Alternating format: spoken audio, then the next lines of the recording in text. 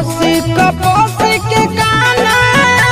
मोर सुकवरिया बोल बोल रे डोलिया ने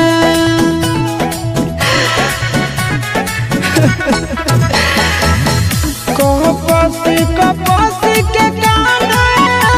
मोर सुकवरिया बोल बोल रे डोलिया ने जन के ले जाई कौन नगरिया बोल बोल रे डोलिया ने जन के ले जाई कौन नगरिया बोल बोल रे डोलिया ने।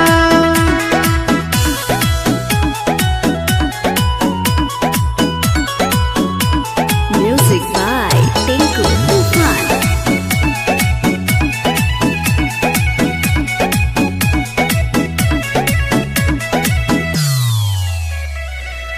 मिडिल स्कूल में हाई स्कूल में दोनों पढ़ल यही के साथ रे हंसी हंसी कर रोज दिन बात रे फूटी फूटी रोए जान आज रे पहर घर कारा तई के कर फिकिरिया बोल बोल रे डोलिया ना जन के ले जाई कौन नगरिया बोल बोल रे डोलिया ना जन के ले जाई कौन नगरिया बोल बोल रे डोलिया ना।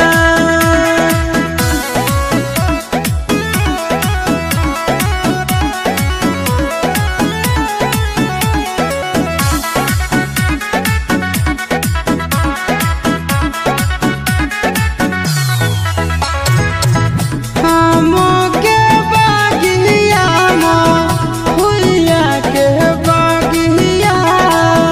करो हलिया रोज मुला कहत रे बचपन से धैले हलिया जे कर हाथ रे छूट जैते कर आज साथ रे चिंटू राजा सबीना